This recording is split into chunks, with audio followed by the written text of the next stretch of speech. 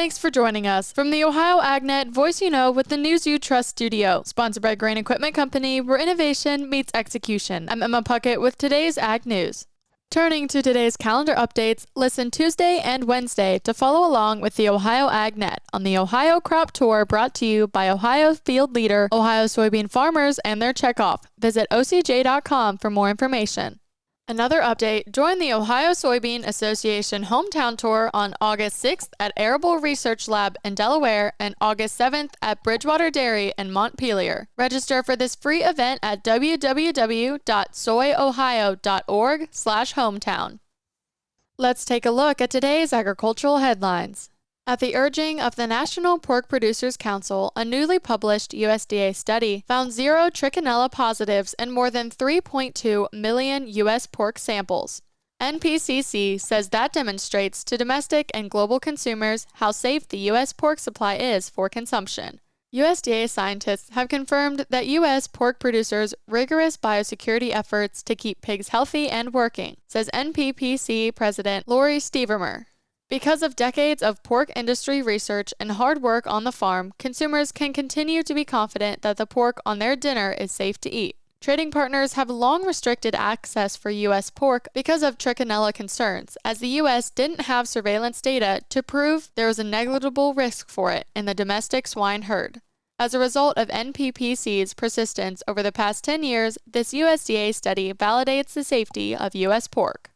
In other ag news, rural electric co-ops can utilize USDA rural development funding programs to improve services to their customers and upgrade energy efficiencies within their own business facilities.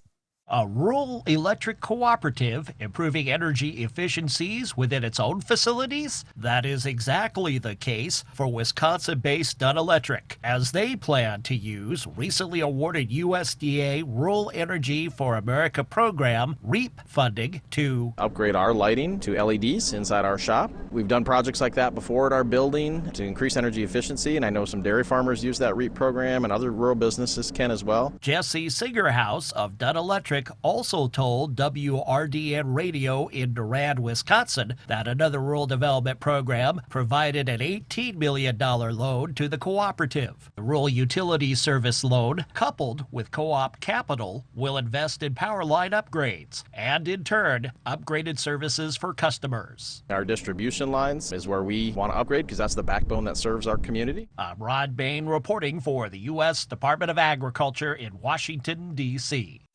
Also making ag headlines, dozens of FFA chapters in the U.S. are getting a new classroom resource for the 2024-2025 school year. A Microsoft grant will help FFA members and advisors launch a new version of FarmBeats for Students, a hands-on education program built around precision agriculture that Microsoft developed in collaboration with National FFA. This summer, FFA advisors are attending a training session hosted by Microsoft in select states where digital agriculture is ripe for growth.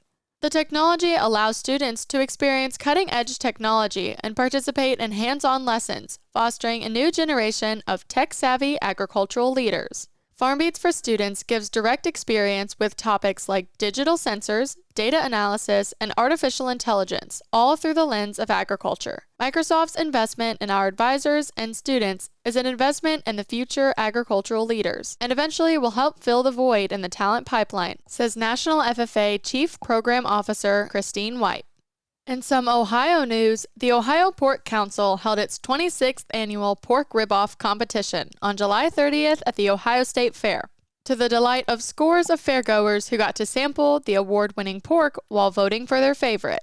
Participants from around Ohio, including many longtime competitors, sought awards in categories for ribs, pulled pork, People's Choice, and barbecue sauce. In other news, the USDA's latest food price outlook says food price inflation for 2024 will be less than half of the pace set in 2023. This year, the USDA says prices for all food are predicted to increase by 2.2%, down from 5.8% in 2023. Food at-home prices are predicted to increase by 1%, and food away from home prices are expected to increase by 4.3%. I'll have your closing markets after this.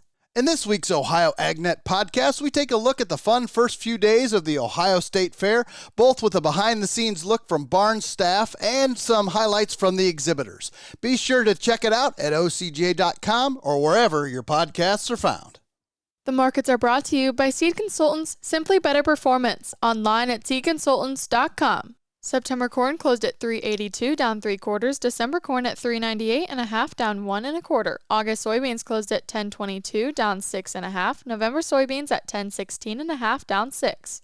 September wheat closed at $5.32, up 4 3/4. July 2025 wheat at $5.93 1/4, up 4 3/4.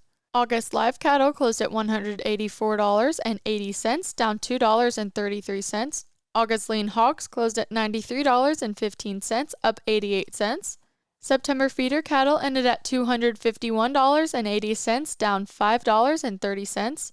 And September Class 3 milk closed at $21.03, down 22 cents. This is the Ohio Ag Net.